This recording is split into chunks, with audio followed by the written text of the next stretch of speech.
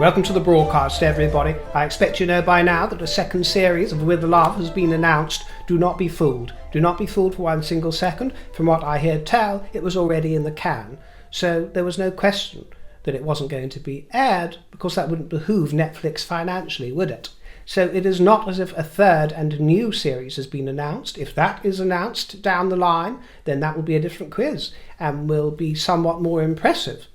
But as for this so-called second series, it appears that it was filmed more or less in tandem with the first. It was all in the can, and it's no skin off their nose to air it later in the year, this autumn coming. So we will have to put up with another 8 episodes of that, and I will be sitting there with matchsticks propping up my eyelids in order to review it for you. I know that most of you enjoyed the review of the first series in the last broadcast, and I thank you for your lovely comments for that and for the appreciation of the animation that I put together for you at the beginning of the broadcast. I spent about 2 full days putting that together and cobbling it together, my dear. No AI was involved. I'm not a technical expert at all, but I did my best to thrill you with that as a little one-off. It didn't thrill a couple of you who made objection to it, and I shall be dressing you down for your impudence in just a moment. If you wish to skip ahead to the sunshine and rainbows of royal news, you can do that using the timestamps, but I will be holding forth and ranting and raving for a few minutes before we begin all of that. Regarding the notion of keepsakes, which I brought to you over 2 months ago, was it?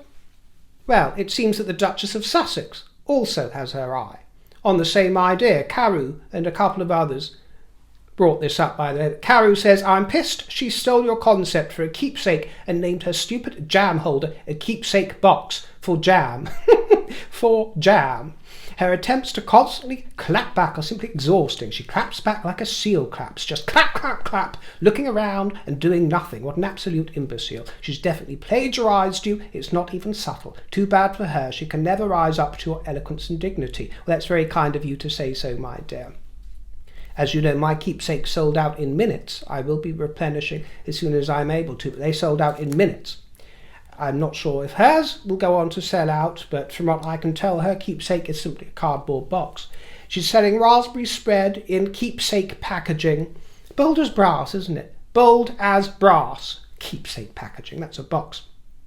Limited edition wildflower honey with honeycomb and flower sprinkles, and then there's a selection of herbal teas, crepe mix, and shortbread cookies with flour sprinkles. Oh, those bloody flour sprinkles. Well, it looks pretentious to me. Now, this is a comment from Old Yeller, which was very disappointing and made me really quite sad. This happens... Old Yeller's a long-time viewer who brought a complaint to me regarding that animated segment from yesterday's broadcast. She, I think it's a woman, didn't like it. And I'm only reading out her comment because it perfectly encapsulates why broadcasters such as myself develop a wariness of some viewers, especially the ones that present as nice and kindly, because they can turn for no apparent reason or no good reason. They can turn on you, and it makes one rather wary and cynical, I'm sad to say. 3 or 4 years this viewer has left perfectly nice, kindly comments and been a nice contributor to the fruit basket, as I recollect. Old Yeller says, "Good grief, your opening. Why?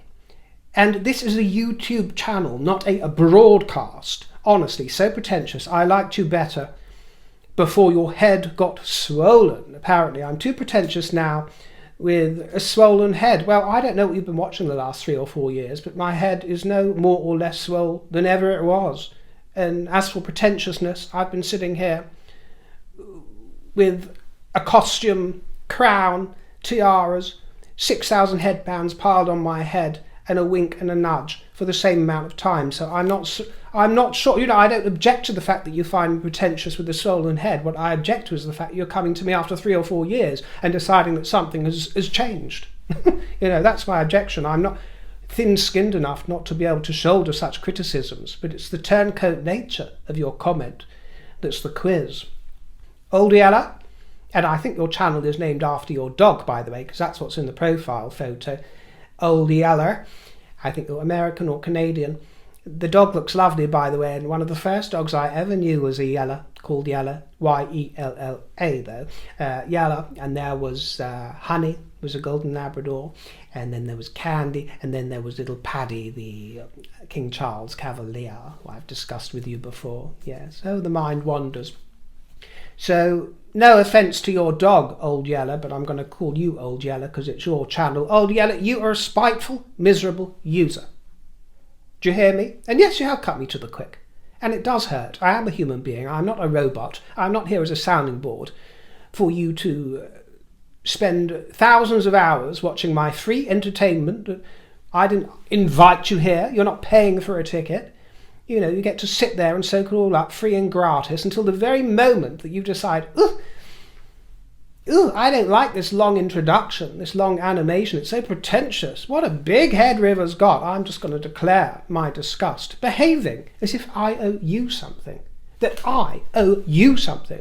The mighty River owes little old Yeller something. I don't think so, my dear. You should be ashamed of yourself. You're a turncoat. You look like the innocent flower, but be the serpent underneath it. All those years. With the nice, kindly comments, perfectly inoffensive, perfectly polite. Oh, there's Old Yeller, yeah, I recognise the name. And turns coat. Pretentious. How dare you? I do all of this at no expense to you. I didn't come calling for you. Old Yeller, come to the River broadcast, please. I'm begging you to come and watch me. Had no idea who you are. Still don't know who you are. And you wander into my playground, try and cut down my swings and roundabouts. No. It's not cricket. At no expense to you, and no expense to anyone. You all get to watch this for free. Some of you very kindly will send a tip, jar treat my way. That is seldom. That is quite a rare thing to do, and it's a voluntary thing to do, and that's exactly as it should be. Totally voluntary. But, you know, this is done for free and gratis. You are one of life's takers. I am giving and holding forth and making an offering. You are one of life's takers, Old Yeller. Well, I've said my piece, and I wish you very well, my dear. Go in peace. Much success to you, and blessings. And I do truly mean that, but don't darken my doorstep again. Now, on the subject of Meghan using the name Sussex, and presenting herself as Meghan Sussex, as I made very clear, and I believe was possibly one of the first to make clear, that is actually totally acceptable. I've made that clear actually for years, but in the wake of her recent series, I made it clear and set it down yet again before anyone else. So you tell me, I explained that Meghan Sussex is an appropriate moniker. There were some polite objections to this, and there were some more impudent objections to this. So any ire that I share here, any spiky response, is only for those who were rude to me or impudent to me. One of the more polite comments from Grassin said, every YouTuber says something else about the name Sussex. It's confusing. Well, it astonishes me, my dear, how many of you, or how many people in general, consult or get your information from random vloggers with absolutely no insight into this kingdom or into this world. Do you understand? No insight whatsoever into the conventions within aristocracy or society. And some of them haven't set a foot into this kingdom, by the way, and some of them set down total misinformation with absolute confidence. Kimberly Noble was polite enough in her comment, but was wrong. Kimberly Noble said, River, it is not proper for Meghan to use Sussex as a surname. Kimberly Noble, it is proper for her to do so, and that is the end of the matter. She is Rachel Meghan Markle, you say. No, she is not. Her name will never change. It already has changed, my dear. She appears as Rachel Meghan Markle on Lilibet's birth certificate because Santa Barbara, the state of California, asks for the birth name of the mother and the father on a certificate. But regardless, HRHs, as Harry and Meghan remain ostensibly, even though they're not publicly styled that way, they are disencumbered of any surname, but they can operate using their title in its place. But the impudent one was a viewer called Agnes who said, no, it's not her family name. Her husband's family name is Mountbatten Windsor, so if she was to claim anything as her family name, it would be that, except that people who marry into the royal family don't get to take the surname, hence why Catherine is still called Middleton. Well, Catherine's name is spelt with a C, for starters, my dear, not a K. Have you not noticed this over the past couple of decades? And she is not still called Middleton, so I don't know where you got that claptrap from. She is not called Middleton, except by the tabloid press. That's utter rubbish. Not in any official capacity. Sussex is just a county she spent a few hours in, you say. I'm surprised how easily you make these pronouncements without making sure you've got it right. Well, Agnes, my dear, I am not a public service announcement provider, and I do not receive guests here in my salon in order to be ticked off by them. I do endeavour to get it right. On the rare occasions when I've gotten anything wrong, I've been glad to eat humble pie and come back to you and apologise and correct the error. I make it clear that I am not an expert or a historian or a lecturer. I'm here to gossip with you and have a chat. But unlike you, at least I have the experience and the insight in our world, where interacting with those who use their titles as surnames is an everyday occurrence. And if you understood anything about our world, then you would know that. If you had any experience or knowledge or insight into this world, then you wouldn't have made your ignorant complaint in the first place, my dear. I was apparently the first voice to make it clear that Meghan is correct, like it or not. I know that others on this platform followed on, as did Rebecca English 2 days later in the Mail, and a couple of days after I confirmed to you that it was perfectly okay to use the name Meghan Sussex. The editor at Debrett's came forward, of Debrett's Peerage. Would you like to take it up with Wendy Bosbury Scott? The editor of Debrett's Peerage. You probably don't know what Debrett's is anyway, do you, my dear? But they are some sort of authority on the matter. Well, she came forward, and I shall quote her, and I shall say it again for those at the back, because she says exactly what I said 2 days before she did, and actually I've said it many times throughout the years on many occasions. The official surname of the royal family is Mountbatten Windsor. Well, I'll just interject there and say that's if they choose to use one and if it's appropriate. Certain senior members of the royal family don't have an official surname, but that isn't an official surname that they can use. However, it has long been the practice of the royal family, and indeed the peerage, to use a title as a surname when one is available. This is why, when Prince Harry was in the army, he was known as Harry Wales, and his father was then Prince of Wales. Now that he is the Duke of Sussex, it is perfectly within protocol for him to use Harry Sussex and for his wife to use Meghan Sussex. And in my view, it is actually more chic to use Meghan Sussex than Meghan Mountbatten Windsor, due to its plain simplicity. So, Agnes, my dear, you fail in your pathetic attempt to try and dress me down and put me right. Are you a total divvy? You've obviously never brushed shoulders or even a single pubic hair of yours with a single minor aristocrat or noble. Even some far-flung baron, or countess, or earl, or lady by marriage, any old toff, you haven't even brushed against them with a single solitary pubic hair, let alone brushed shoulders.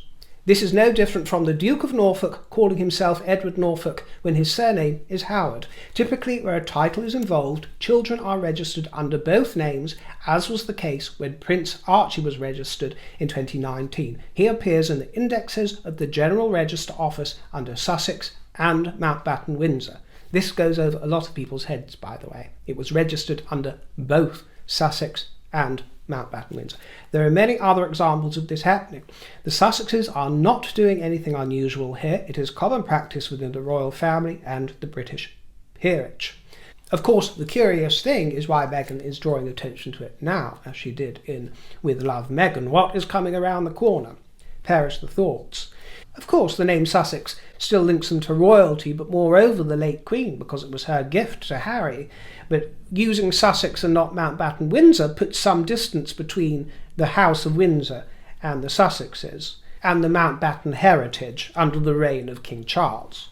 Now let us turn to some nice affairs for a royal romper. It was lovely to see the Mapelli Mozzis out and about, wasn't it? Our glamorous couple. of royals attending the Bourne Wonderland Gala at the V&A Museum, the first official jolly for them since the arrival of little baby Athena. And didn't Beatrice look divine? I really thought the princess looked stunning in that sequined knit by self-portrait. And she's got that wonderful figure back as well, hasn't she? She was toting a silver glitter clutch by Roger Vivier, and as you might recall, little Athena was premature by several weeks, and so the connection with this gala was meaningful because Princess Beatrice was announced as Bourne's patron, and Bourne, who hosted this gala, is a medical research charity aimed at preventing premature birth.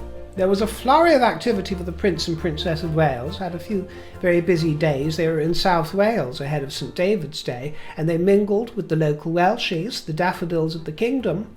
And at Meadow Street Community Garden and Woodland, the Prince and Princess heard about how the community had come together to repair the damage caused by flooding during Storm Bert last year. Do you remember that? Well, cloaked in red, Catherine and her prince enjoyed a Welsh cake-making challenge. And William was looking so handsome actually. The beard was quite neatly trimmed, and especially close up. He looked splendid close up. Very sexy, especially when his hands were kneading that dough. Lovely hands he's got, hasn't he, as well, our big Willie. Large, broad extremities, quite delicious. And the peasants and paupers of Wales adore the Prince and Princess of Wales, don't they? They covered them in glory. Covered them in glory, they did. And they were in clover. The Prince and Princess braved the rain to talk with Wales's commoners, their future subjects. And then William was off to the county of Dorset, where William was seen engaging in a spot of gardening at a housing project in Bournemouth, and this formed part of the unveiling of a new partnership as part of his work to combat homelessness. He discovered how the organisation helps residents develop skills to live independently in a safe living space. And at Poole College, there were more hugs and selfies galore. I do not like this direction at all. No, I do not. It's extremely heartwarming. It can't help but make one smile, but at the same time I hate it, hate it, hate it. These celebrity scrums that we're seeing, that are becoming very usual, are not how I prefer my royal tea to be served. Lovely to see the enthusiasm, though, for our kingdom making. Of course it is. But it really is becoming quite vulgar. A few days later, His Royal Highness visited the Royal Berkshire Hospital in Reading, where Catherine was born. And then it was to West London to look over various mental health projects that are providing free support to young people with problems and suicidal thoughts. The King had a busy time, didn't he, at Sandringham, hosting some important visitors. The Prime Minister of Canada was one, Justin Trudeau, who was received in audience by the King at Sandringham House, and then just a few days earlier, His Majesty received the President of Ukraine, Volodymyr Zelensky, also at Sandringham. His Majesty visited HMS Prince of Wales at sea, as the Royal Navy finalises preparations for a major global deployment to the Indo-Pacific this spring. Almost 50 years ago, the King, as Prince of Wales, flew in a Buccaneer jet to HMS Ark Royal from Royal Navy Air Station, Yeovilton. And His Majesty recalled the experience while aboard HMS Prince of Wales, where he saw lightning jets operating from the flight deck. You could tell that he was enjoying himself. The Princess Royal met with residents and volunteers of Lydney, Gloucestershire. Following Storm Bert last year, the community worked together to distribute sandbags to protect buildings, reinforced infrastructure to prevent further damage, and helped with the clean-up after the storm had passed. On Lydney High Street, the Princess saw the devastation to homes and businesses that was caused by the storm. Always a reassuring presence, isn't she?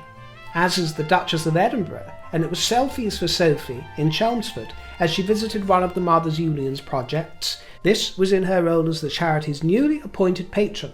The project aims to reduce isolation of those in local communities who experience language barriers in their everyday lives, many of whom are fleeing challenging situations.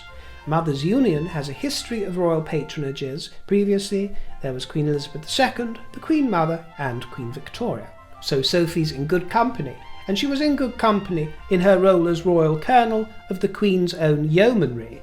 The Duchess has visited troops based at Warcock Training Centre in Cumbria and attended a training exercise. Created in 1971, the Queen's Own Yeomanry is a light cavalry regiment in Army Reserve. Its role involves operating in front of other forces to gather intelligence on the enemy and the environment. Sophie spoke with reservists of the regiment and learnt more about their work. The Duke of Edinburgh recently attended the World Wheelchair Curling Championships in Scotland. As patron of the British Paralympic Association, His Royal Highness met with athletes and coaches from Team England and Team Scotland before watching them in action. Prince Edward took to the ice and threw a curling stone to the 8-foot. So some nice little bits of royal news there, my dear. Just a quick chat about the fire screen. I know some of you are curious about my various furnishings. Well, I found that fire screen on an auction site and I bid 30 or 40 quid for it, something like that. So it was a good find, and it matches with its gilt wood. It matches this chair and it matches the antique sofa, the Aubusson tapestry sofa very well. The tapestry is a little bit dingy. It's nothing special. What I do like about the fact is that it's not attention grabbing. Do you know what I mean? It's quiet. I don't want anything blaringly garish in the fireplace. And the other thing, the dimensions are absolutely perfect for that fireplace. So if I really wanted to, then I could find a way to put something else in there because the tapestry slides out. But I will tell you, I've had such a headache with some of these antiques that have been coming in. So if I seem enthusiastic about antiques, do be aware, if you're a novice to acquiring them, how difficult it can be, especially in the online world. If you haven't seen something in a showroom in the flesh, it can be quite difficult receiving them. There is always a bit of a risk because sending them back isn't always so easy, and usually the onus will be on you to send things back unless they are damaged. So there's been trouble with quite a few of the things that I've had in recently. This came in damaged, the fire screen came in damaged, that sort of fancy bit on top, I can't remember what it's called, but that ornament on top of it is loose. I haven't actually managed to stick it on yet. It came broken, even though it was very well packed. It came in an absolutely huge box. It seemed very securely wrapped by the auctioneer who posted it to me. Now, the postage cost considerably more than the item itself. This is the trouble. When you bid online, then you have the auctioneer's fees to pay, which is usually about 26%, something like that. And then, of course, you have to cover the postage costs, which is perfectly natural. But as soon as I managed to open it up, I saw that it was loose. And I spoke to the auctioneer, and very kindly they immediately offered and volunteered to cover the postage costs. And so I thought, well, it was only 30 or 40 quid, so I'll keep the item. I'm not going to be bothered sending it back. I'll keep it and I'll super glue it on. I'll super glue the broken part on and make do with it. You know, no one will be any the wiser, hopefully, once it's done. The trouble was, and I mean, it was quite farcical, I suppose, in hindsight, but I probably spent about 2.5 hours getting this thing out of the box, because as well as being filled with bubble wrap and newspapers and lots of things to try and keep it safe, there was paper sheddings. What's it they call it when you put it through a shredder? Shredded paper. There was volumes of it surrounding the entire thing, apart from the top that had broken. Volumes of it. And I had no way of sort of getting it out of the box cleanly, and I had to sort of snip the item out of the box using scissors. And I managed to get a lot of the chippings in refuse bags. It filled 5 bags, 5 black bin liners. It filled them with these paper chippings. But then a great deal of it spilled out onto this carpet, actually. A great deal of it. And I thought, oh, well, I'll hoover it up. And I began vacuuming, and it clogged up the pipe. And it took me about half an hour, 45 minutes to unclog the pipe and get that unattached. And all of the paper dust that came out with the paper shreddings sort of absorbed its way into the carpet, and it was a complete nightmare to get out. I mean, it was absolutely farcical, my dear, this whole thing. And then I popped down to the shops to get some super glue, because I hadn't got any in since I moved home. Some super glue, went to squeeze it out so that I could affix it to the top of the fire screen. And instead of coming out of the nozzle, it came out of a hole at the base of the super glue and onto my hand. So I had a hand covered in super glue, quickly ran to try and remove it with some acetate and nail polish remover and everything they tell you to do. It didn't quite come off, although this morning I can see that it is more or less off. But there was a moment of panic. It just squidged out the other end, my dear. I was honestly in complete vexation with this fire screen. And then I coated it a little bit in gilding wax. That's why I brought up the whole subject, my dear, because I've discovered gilding wax. One of you might have told me about it, actually. I've actually used it on this armchair.